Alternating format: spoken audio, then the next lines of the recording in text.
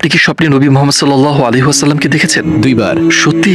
আলহামদুলিল্লাহ। এবং আমার স্বপ্নে আমি বালির উপর হাঁটছিলাম একটা বাতাসের বয়ে চলা পথে, যেখানে আমার উপর শুধু পাথর ছিল। আমি আমার হাঁটুর নিচে তাকালাম এবং একটা পদচিহ্ন দেখলাম। কত আশ্চর্যজনক যে পাথরের মধ্যে একটা পদচিহ্ন আছে। এবং আমি স্বপ্নের মধ্যে জোরে জোরে বললাম, এটা এখানে কেন? কার পদচিহ্ন এটি? এবং আমি পেছন থেকে একটা কণ্ঠ শুনলাম, এটা তোমার পিতা ইব্রাহিমের পদচিহ্ন।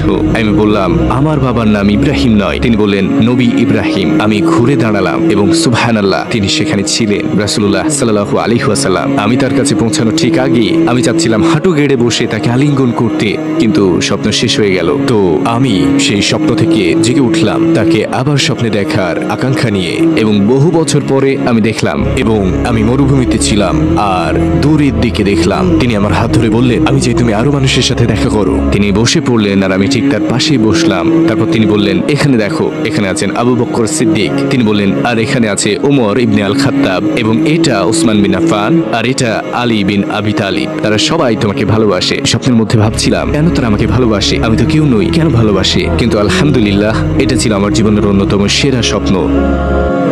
আমি আপনাকে ভালোবাসি হে রাসূলুল্লাহ, আমি আপনাকে ভালোবাসি।